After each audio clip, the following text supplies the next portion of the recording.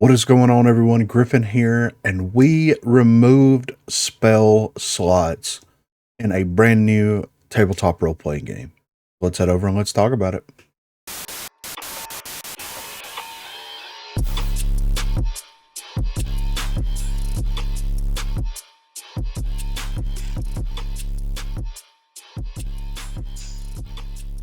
So in the last two episodes, we went into Fortitude, which determines what your warding for your character actually is and how the warding system works and how dynamic it is while you're actually using it. And we also went into Vigor, which determines what your attack bonuses are and why there is no multiple attack penalty within the game itself. And today we are going to go into Judgment, which is your spellcasting attack modifier. So judgment implies how wise or intelligent you are. This is the primary method of determining outcomes for casting spells. In order to cast spells, you must use a spellcasting focus. This focus could be anything, but must be present in order to cast spells. This also applies while making necessary resistance checks that require wisdom or intelligence.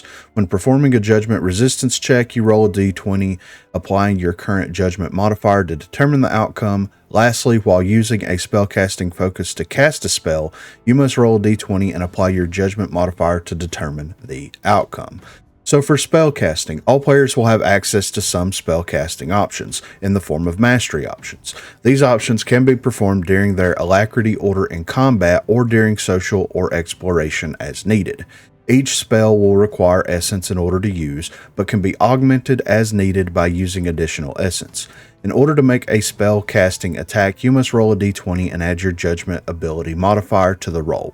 If you're rolling with favor, you must roll a d20 and the favor die associated with your current judgment modifier and add the results together. When you target a creature with a ranged spell, you must have a clear line of sight on the target unless the mastery option notates otherwise. If a clear line of sight is not established or the mastery option notates otherwise, you must position yourself favorably to have a clear line of sight. When all players and enemies have completed their turns and the alacrity order is reset, all essence will be reset to their original values. Please see below for the breakdown of spellcasting attacks. So you have just your standard spellcasting attack, which is a d20 roll plus the judgment ability modifier, and with favor it's the d20 plus the favor die for the judgment ability modifier. So spellcasting focus. In order to perform spellcasting attacks, you must have access to a spellcasting focus. Spells and various mastery option abilities are pulled from the veil, but you must have a focus that allows you to concentrate this raw magical force and manipulate it. Spellcasting focus can be anything that you personally would like to use as the focus. This could be an amulet, crystal, totem, weapon, musical instrument, or even a potion that you brew.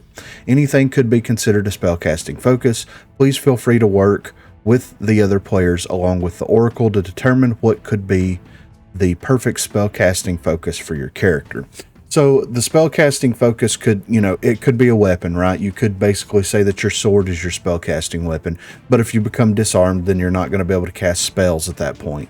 It could be an amulet, or you could just use your abilities as a potion maker to brew up potions that harness the power of those spells. So you could become disarmed if you were using a spell, and there could be additional ramifications because of that, since it's like the raw spell casting that's kind of been brewed into like a potion or whatever you want to call it. Then if you drop that and it breaks, then what effect does that have around you? Depending on the scenario and what the spell does, it could have very interesting ramifications, which I do like. I like that idea that it can have this more diverse thing happen to it as opposed to just your standard disarm. So there are several spellcasting effects. So there will be very specific spellcasting effects that will be noted on each mastery option. These effects are limited in their capacity unless you augment the mastery option to make it larger or possibly do more damage. The mastery option does not specifically outline what spellcasting effect is associated with it. You will have the option to pull from the list below. So an orb magical effect manifests in your palm. You have the ability to throw this effect or launch it at an enemy. This has the ability to hit a single target. A beam, this magical effect trails from your spellcasting focus to an enemy. This has the ability to hit all creatures that are in line with the targeted area. A sphere, this magical effect can be cast at a point that can be seen to create a predetermined sphere that will encompass any enemy that is standing within the radius of the effect. Any creature standing within the area of effect when it appears or gets knocked into the affected area must make a resistance check to avoid taking damage. This effect can be manipulated by the caster and moved around the battlefield as needed by focusing on the effect. Walls. This magical effect can be cast at a point that can be seen to create a predetermined wall of effects. Any creature standing inside the wall when it appears or gets knocked into the wall must make a resistance check to avoid taking damage. This effect can be manipulated by the caster and moved around the battlefield by focusing on the effect. Obelisk. This magical effect can be cast at a point that can be seen to create a predetermined obelisk that rises from the ground. Any creature standing where the obelisk will rise or knocked into the obelisk after it has risen must make a resistance check to avoid taking damage. If an obelisk is composed of natural material such as stone, creatures will not take damage and will instead rise with the obelisk. This type of obelisk can be used as cover or to break line of sights. You can maintain the presence of the obelisk by focusing on the effect. Target. Some magical effects are not seen, but target specific creatures. Any creature that is affected by a targeted spell must make a resistance check to avoid potentially taking damage. This effect can be manipulated by the caster by focusing on the effect. So for focus, the way, like, you have your spellcasting focus, which is like how you manipulate the veil and how you pull this raw magical force and you kind of manipulate it and do the things that you want to do with it. But the action focus is a little bit different. So you expend one essence to focus on a mastery option. This will maintain the mastery option until your next turn unless otherwise noted on the mastery option, or unless another mastery option has influence on the effect. Additionally, you can use focus during an expertise check to give yourself favor. If you use focus during an expertise check, it nullifies all assistance that is being provided.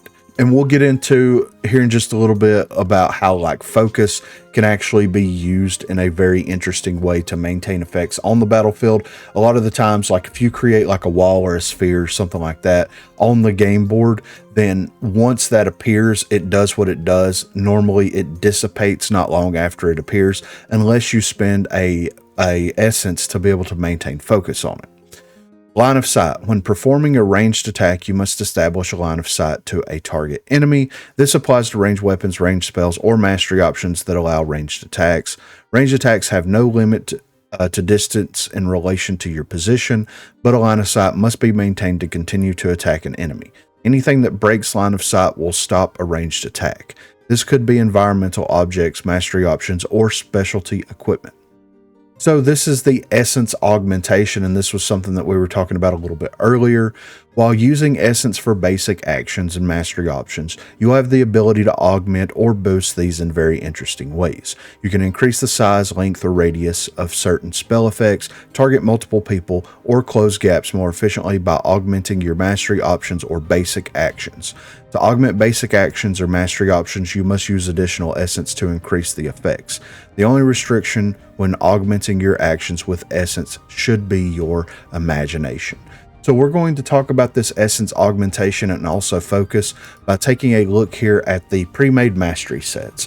So just as an FYI, this is intended to be a fully classless system where you make your characters from scratch, but there are Premade Mastery sets that's included in the document that allows character creation to go way faster. You pick a Premade Mastery set, you roll the 3 stats that you need, you apply your expertise where you want them, you pick what light weapon that you want, and you have like medium armor for Descended that's automatically assigned to that one, and you're ready to roll. You can basically make a character in like less than 5 minutes and be ready to play the game. We're going to use some of these templates to explain exactly how a couple of these things work, right? So for example, whenever you do the essence augmentation on your mastery option, you have your mastery options here, and we're going to look at the Descended first. And the Descended is basically a sorcerer, right? If you want to look at it that way, you have the Descended, which is a sorcerer, the Devoted, which would be more like a warlock, and then you have the Scholar, which would be like your typical classic wizard. So if we're playing as a Descended character and we used haste casting, so you manifest the ability to fire 2 orbs of elemental damage. The orbs can target the same creature or 2 individual creatures. You must roll an attack for each orb that is cast. This does 1 damage once warding is broken. So you have haste casting. Let's say that there's two enemies, two targets on the battlefield. You can fire haste casting off once. It's going to target both of them. You're good to go, right? Or if there's 4 creatures, you could spend 2 essence in this scenario to be able to fire it at 4 different creatures. Additionally, you can use the essence augmentation along with the warding augmentation, is something that we covered in a previous video.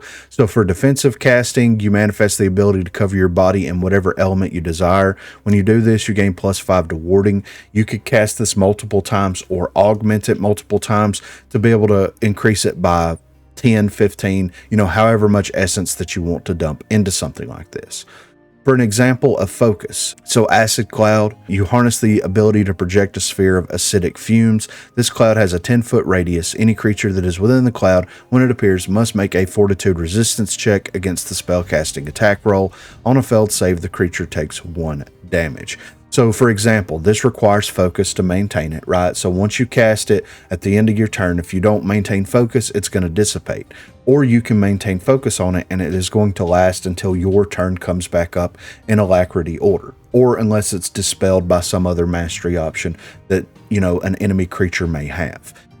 So you could essentially cast this with 1 essence, maintain focus on it with another essence, and augment it by making it, instead of a 10-foot radius, to a 20-foot radius with the other essence. And that would basically cut all 3 of your essence out of your turn. You wouldn't have the ability to do reactions or anything like that when it was off your turn, but you would have the ability to maintain a 20-foot, radius sphere on the battlefield until your turn, like I said, unless something does come along and disrupts this or makes this dissipate. Additionally, boons. I know we haven't talked about boons before, but this is going to be a classless, levelless system, and boons are basically how you're going to be able to level your character more or less. So you will be awarded boons as you complete successful combat, social, and exploration encounters. The Oracle will award these, much like how traditional experience is awarded, as ways to improve your character as you see fit. You can exchange boons as often as you would like to make upgrades to your character dynamically. This affords you the opportunity to prioritize what you feel is important for your character and build it over time, as opposed to existing on a predetermined path that gives you upgrades and options that may not be useful or applicable to how you envision your character. Lastly, you can additionally use boons in dire situations by automatically granting yourself maximum favor on one roll of your choice. To do this, you must expend the boon prior to the roll, explaining what you are using the boon for and what roll you are making to the Oracle. So for 7 boons, you gain an additional mastery option. So whenever we look at these predetermined, pre-made mastery sets, they all have access to 3 mastery options, not counting basic actions. So once you acquired 7 boons, then you could pick another mastery option to add into this. Additionally, you also have the ability to combine mastery options in really interesting ways if you see fit and if it makes sense. For example, if we're going to look at the scout, class here, and we're going to look at the hunter in particular, they have a couple of mastery options here that allow them that synergize very well together. For example, range repose. Whenever you are attacked from a ranged attack, you can return the favor by attacking with your ranged weapon, even if your ranged weapon isn't currently equipped. Then they also have favor target. You have the ability to favor one creature. When you make attacks against this target, you gain favor on attack rolls and an additional 1 damage to HP. This target remains favored until you favor another target or the favored target is incapacitated. If you favor another creature while one is favored, it will require 1 essence to redirect the favor. Let's say that you're playing as the Hunter Premade Mastery set here, and you haven't favored a target, for example, right? Or maybe you have favored the target, and the target attacks you with a ranged attack, and then you do range repose, and you basically attack that creature back. You're going to get hit, take damage to your warding, but you have essence available, so you're going to attack that creature in return. If you've already favored that target, then you're going to get the benefits of the favored target whenever you attack them back. Whereas if you haven't favored that target and you haven't favored a target yet, whenever they attack you with a ranged attack and then you attack them in return, you can say, I want to do range repose, but I also want to do favored target on this since they attacked me. And then you expend 2 essence in order to do that, but you gain the benefits of both mastery options whenever you do something like that. So that is why the need for spell slots isn't there. You know, every player is going to have access to their 3 essence at character creation whenever they start the game, and you have the ability to augment your warding, you have the ability to do reactions, and you also have the ability to augment your mastery options to do some really cool and interesting things there. And yes, this is something that is very dynamic, something that changes consistently, but there's no reason to hold players back from what they want to do by causing these like weird stipulations with spell slots and things like that. If you want to do something, then you should have the option to do it. Here are your mastery options. You're not going to start out with a list of spells like wizards do. You're not going to start out with all these, you know, class features and things like that the like sorcerer has, you know, or the warlock. You know, you have access to this. You have access to the mastery options that you want to pick up during character creation or the pre-made mastery sets. And you have the option to pick more up in the future if you want to pick more of those up. The way that boons work is it allows you to increase your HP, increase your modifiers or your base stats for your ability scores. It allows you to gain more mastery options. It allows you to increase your speed. So what character do you envision? And how do you want to level this character up? And how do you want to feel good about what your character is doing? You have the boon system in there. If you want to focus heavily on spellcasting and not worry too much specifically on, you know, what weapon, like melee weapons your character's using, or what armor that your character's using, or what the HP of your character is, then you don't have to do that. And I do like this a lot. This to me is a lot better, at least for me personally, than having a mana type system that DC20 is doing, or just having traditional spell slots. The mana type system is kind of similar to this, but it's a whole different, you know, currency that you have to keep up with. It's a whole different, you know, subset of a specific class that you have to take into consideration. I wanted to get rid of all that, simplify everything down so that it makes sense. Everybody has essence. Everybody has 3 essence to start with. Everybody has access to this, this, this, and this, and this. And you have to expend these essence to do this, this, this, and this, and this. And it's very easy. It's very simple. And it's very blanketed across all of the different types of player options, more or less. So that is why we don't have spell slots. You have the ability to get the spells that you want, the spells that make sense, or work with the Oracle to be able to create the spells that you want to use during combat. And then you can augment those spells, or you can get multiple mastery options and fuse those mastery options together to be able to make something that's really cool and really original in ways that we couldn't have ever determined. So that is how judgment is calculated and how you use judgment and how spellcasting works overall. You have your ability to gain additional mastery options, which would basically be your spells. You have to focus on certain spell effects, but you also have the ability to augment certain spell effects. So that is how that works. Be sure to let me know what you think in the comments down below. Are you a fan of not having spell slots? Are you a fan of completely ridding tabletop RPGs of spell slots and allowing more character expression, more player expression? Or do you like the idea of, here's the spells that you have prepared, here's the spell slots that you have access to. If you consume all this stuff before you get to a short or long rest, you know, depending on what type of class you're playing, then you're just SOL and you don't have any other way to contribute to any of the fights or anything like that. Be sure to let me know what you think in the comments down below. Also, be sure to check the description for links to Facebook, Discord, and Twitter. Those are the places to contact me. Additionally, the full current master document will be in the description down below. It is a work in progress. It is changing, and I do plan on updating it periodically so that it has the proper changes in there, but it will be in the description. If you haven't already, please be sure to like and subscribe to the channel. If you've already subscribed, then consider hitting that join button to become one of the 256 crew members. Lastly, on Thursdays and also on Sundays, I will be streaming here on YouTube. So if you're interested and available, please feel free to stop by and say hello there. Thanks for watching, guys.